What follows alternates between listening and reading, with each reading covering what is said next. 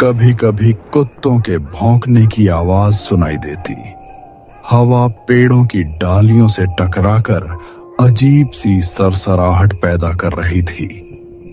गांव के बाहर पुराने बरगद के पेड़ के बारे में आज भी लोग कहते थे कि वहां से अजीब आवाजें आती हैं, कभी किसी औरत के रोने की, कभी चीखने की। गांव का हर बच्चा और बूढ़ा उस पेड़ का नाम सुनते ही सहम जाता था। उस रात अजय और मोहन अपने चाचा के पास चारपाई पर बैठे थे। लालटेन की पीली रोशनी टिमटिमा रही थी और वातावरण में सन्नाटा और भी गहरा लग रहा था। चाचा, यह लोग उस बरगद के पेड़ से इतना क्यों डरते हैं? वहाँ क्या हुआ था? क्या सच में कोई भूत है वहाँ? हाँ चाचा, हमें पूरी बात बताइए। हम तो हमेशा गांव वालों को कहते सुनते हैं कि उस पेड़ से दूर रहो, लेकिन आखिर क्यों? तुम दोनों जानना चाहते हो कि गांव वाले उस बरगद के पेड़ से क्यों डरते हैं? चाचा, हमें डर तो लग रहा है, लेकिन अगर आप हमारे साथ हैं तो हम सब सुन लेंगे। हाँ चाचा, जल्दी बताइए, हमें भी जानना है कि आखिर बरगद के पेड़ के पास क्या हुआ था। ये बात इतनी आसान नहीं है बेटा। इस पेड़ की जड़ों में एक ऐसा राज दबा है जिसे सुनते ही किसी की भी रूह कांप जाए। देखो, गांव की जमीन पर बहुत सारी कहानियां चलती हैं। कुछ अफवाहें होती हैं, कुछ सच। लेकिन इस बरगद की कहानी ये अफवाह नहीं है।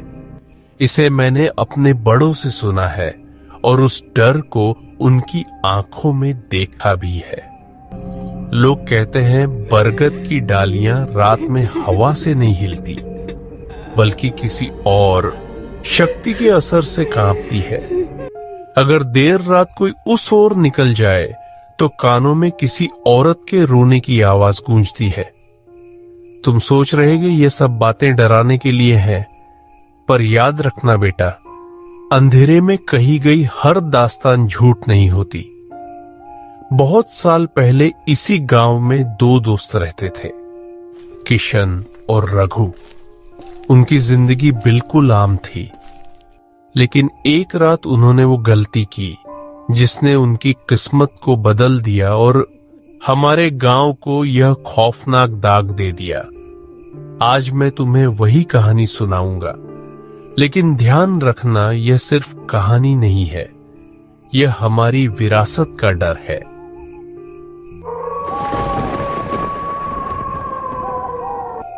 आधी रात का वक्त था। सभी लोग अपने अपने घरों में सोए हुए थे। किशन रात में अपने खेतों की सिंचाई करने की तैयारी कर रहा था, मगर उसकी पत्नी राधा उसे रात में बाहर जाने से रोक रही थी। सुनिए जी, इतनी रात को खेत जाना जरूरी है क्या? कितना अंधेरा है बाहर, कुछ अच्छा नहीं लग रहा। राधा, पानी अभी छोड़ा है नहर से। अगर आज खेत नहीं सींचा तो फसल को नुकसान हो जाएगा। मैं जरा देखा हूं। आप अकेले मत जाइए, रात का वक्त ठीक नहीं होता। कम से कम सुबह का इंतजार कर लेते। मैं अकेला नहीं जा रहा, रघु भी साथ है। दोनों जल्दी जाकर पानी छोड़ आएंगे। तू चिंता मत कर राधा, खेत की माटी बुला रही है, उसे मना नहीं कर सकते। जल्दी लौट आएंगे। रघु भैया साथ होंगे तो थोड़ा मन को तसल्ली है। फिर भी आप दोनों जरा संभल कर रहिएगा। कुछ भी अजीब लगे तो लौट आइएगा, जिद मत कीजिएगा। एक बात कहूं जी, बस अपनी सलामती का ख्याल रखिएगा। आप सही सलामत लौट आइए, यही काफी है मेरे लिए। इतना कहकर किशन अपने घर से निकल गया। आधी रात में दोनों अपने खेतों की ओर चले जा रहे थे। रात का आखिरी पहर चल रहा था।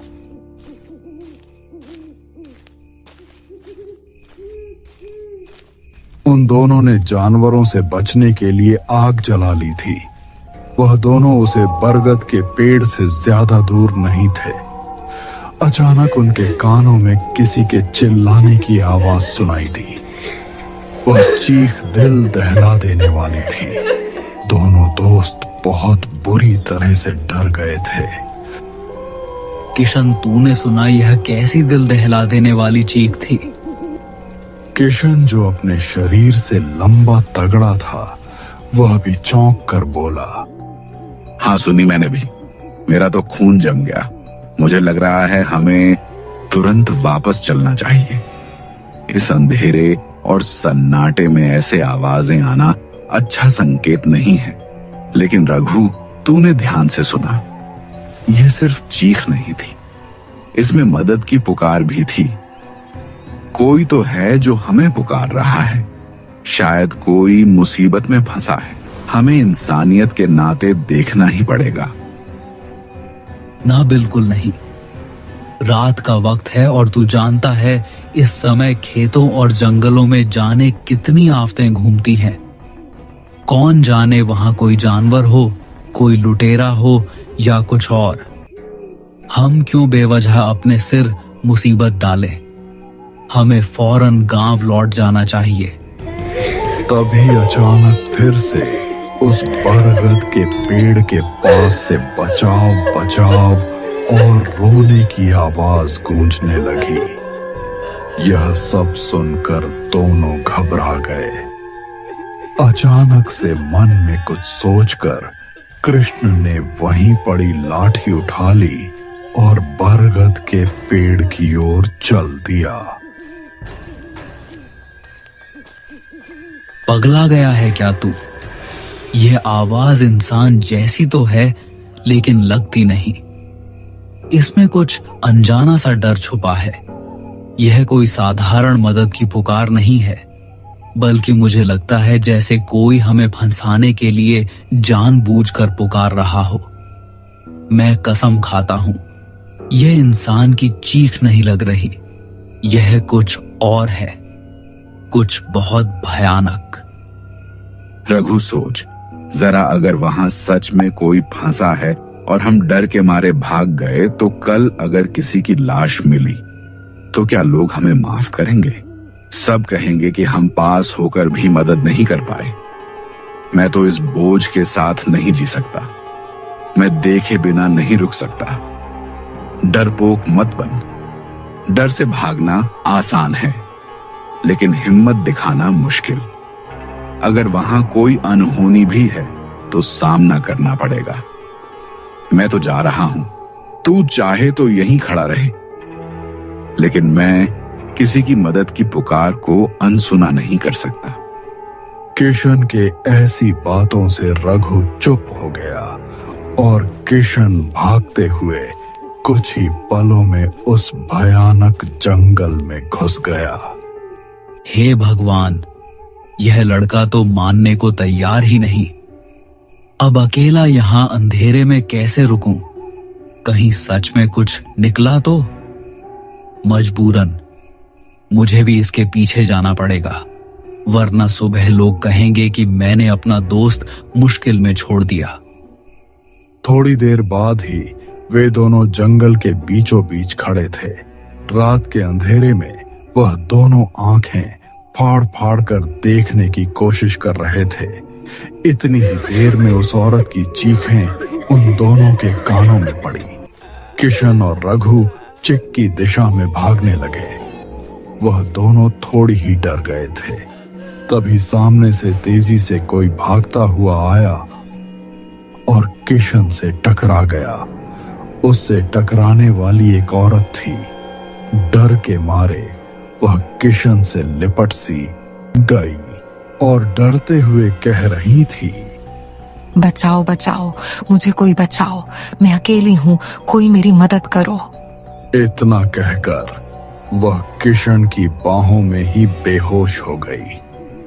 किशन उसकी खूबसूरती को देखा ही रह गया। फिर रघु से बोला, रघु, ये देख, ये औरत डर से थर थर कांप रही थी और मेरी बाहों में ही बेहोश हो गई। मुझे लगता है यह बड़ी मुसीबत में। किशन, मुझे अच्छा नहीं लग रहा। यह सब बहुत अजीब है। आधी रात को अकेली औरत, वो भी इस सुनसान खेतों में। तू नहीं समझ रहा, इसमें कुछ गड़बड़ है। इसकी हालत देख प्यास और डर से बिल्कुल टूटी हुई लग रही है। तू जल्दी से पानी ले आ। इसे होश में लाना बहुत जरूरी है। मेरा भी मन नहीं कर रहा यहाँ से हिलने का, पर तू इतना जिद कर रहा है तो जाना ही पड़ेगा। लेकिन याद रख, अगर मेरे साथ कुछ हुआ तो जिम्मेदार तू होगा। रघु पानी लेने वहां से चल पड़ा।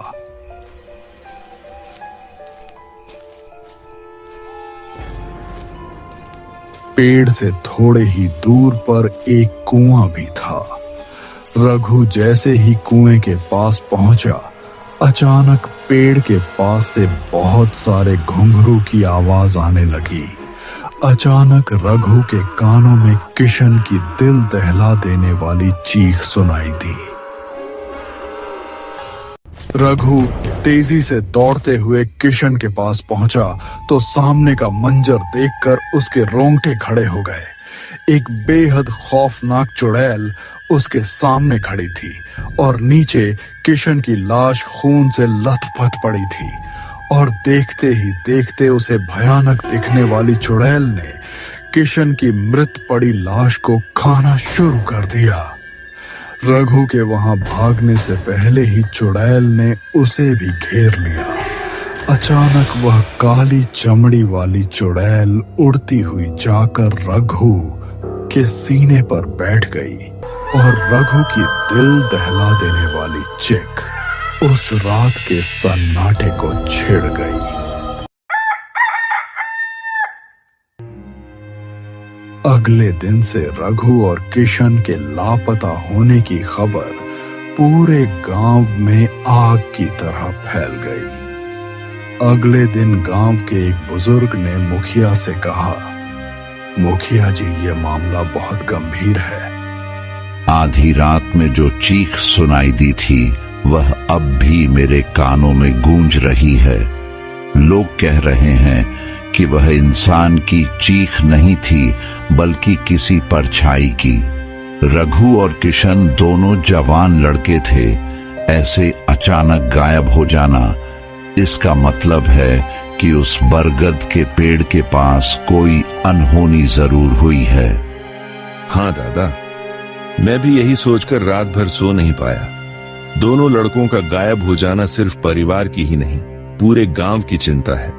औरतें अब बच्चों को घर से बाहर निकलने नहीं दे रही। मवेशी चराने वाले भी डर के मारे खेतों में जाने से कतरा रहे हैं। अगर हमने जल्द ही कुछ नहीं किया तो गांव का हाल और बिगड़ जाएगा। मुझे तो ऐसा लगता है जैसे यह वही पुरानी दास्तान सच हो गई है। बुजुर्गों ने कहा था ना, उस बरगद के नीचे कोई काली शक्ति रहती है। कई साल पहले भी एक चरवाहा वहीं से गायब हो गया था। लोग कहते हैं कि वह चुड़ैल उसी जगह बंधी हुई है और मौका मिलते ही इंसानों पर टूट पड़ती है। बिल्कुल, मैं उस दास्तान को नहीं भूल सकता, लेकिन डर के आगे हार मान लेना भी ठीक नहीं। मैंने काशी से एक पंडित बुलाया है। कहते हैं उनके पास अद्भुत शक्तियां हैं। वे भूत और भविष्य दोनों में जाकर देख सकते हैं कि असल में हुआ क्या है। अगर किसी बुरी आत्मा का खेल है तो वे ही इसका हल बताएंगे। मैंने पंडिता जी की विद्या देखी है दादा। मैंने उन्हें बुलाने में देर नहीं की। आज रात वे गांव पहुंचेंगे, तभी असलियत का पर्दा उठेगा। रघु और किशन का राज और उस बरगद की परछाई में छुपा हुआ डर सब सामने आ जाएगा। अगर यह सच है तो अब हमारी आखिरी उम्मीद वही पंडित है। लेकिन एक बात कहूं, आप भी जानते हैं कि साधारण मंत्र तंत्र से यह चुड़ैल नहीं मानने वाली। उस पंडित के पास सचमुच की शक्ति होनी चाहिए, वरना हम सबके लिए खतरा और बढ़ जाएगा। तभी सभी गांव वालों के कानों में पंडित की आवाज टकराई। डरो मत, मैं आ गया हूँ। तुम्हारे गांव पर जो साया मंडरा रहा है, उसे अब और देर तक छुपने का मौका नहीं मिलेगा।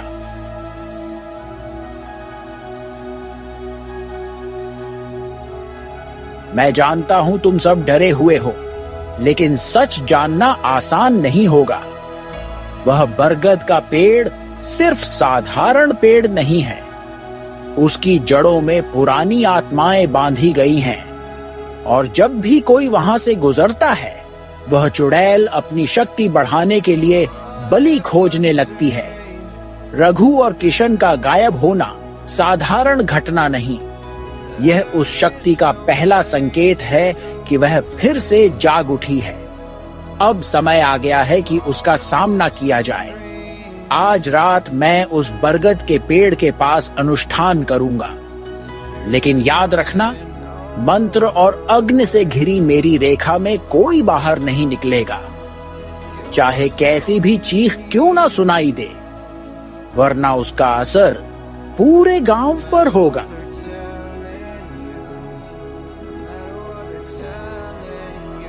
इसके बाद सभी गांव वाले पंडित के साथ उसे पेड़ के पास आ गए।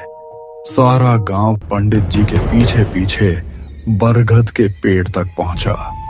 अंधेरे में हवा ऐसी बह रही थी मानो किसी ने रोते हुए सिसकारियां भरी हों।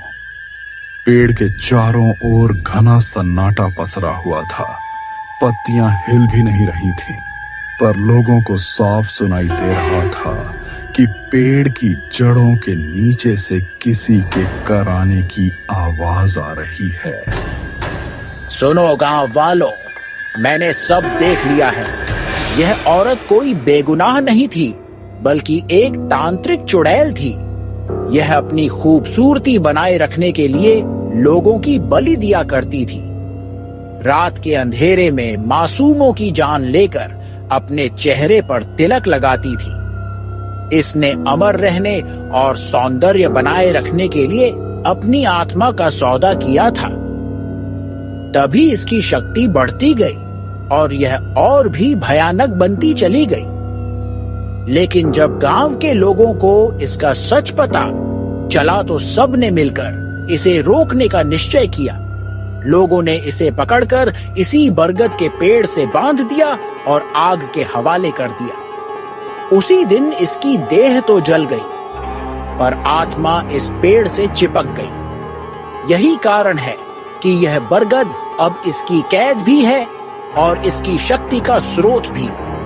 जब जब कोई यहाँ आता है, यह उसे अपना शिकार बनाने की कोशिश करती है।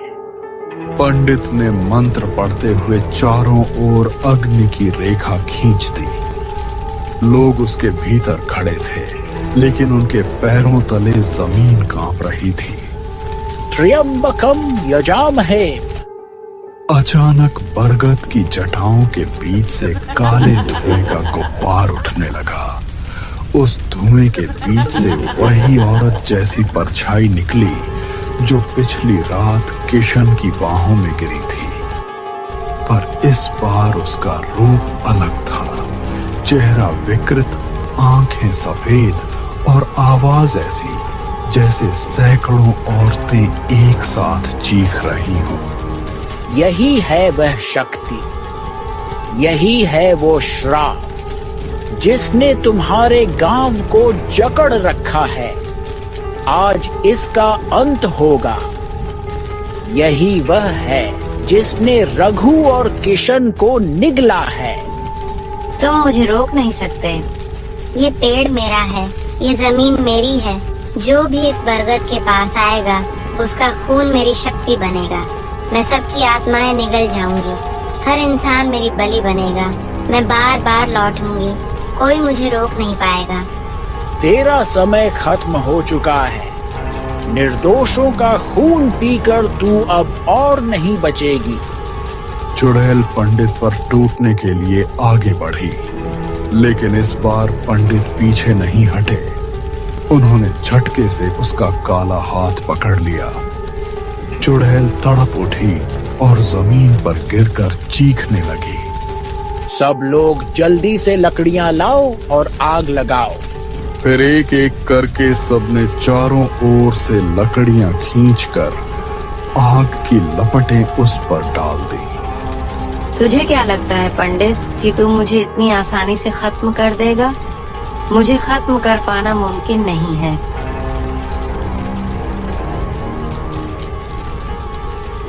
कुछ ही देर में चुड़ैल का पूरा शरीर राख बनकर जमीन पर बिखर गया। गांव वाले कांपते हुए एक दूसरे का हाथ पकड़कर खड़े रहे, लेकिन उनके चेहरों पर डर की जगह राहत थी। अब यह श्राप खत्म हुआ, लेकिन याद रखना, बरगद के पास कोई अकेला नहीं जाएगा। इसकी जड़ें अब भी अंधेरे का रास्ता है। गांव वालों ने सोचा कि अब सब खत्म हो चुका है, लेकिन सच्चाई यह है कि कुछ परछाइयां कभी मिटती नहीं। बरगद की जड़ों के नीचे अब भी एक ऐसा रहस्य दफन है जो सही समय आने पर फिर बाहर निकलेगा। लपटें तो बुझ गई, मगर हवाओं में अब भी उसकी चीख गूंजती है। क्या यह अंत था या किसी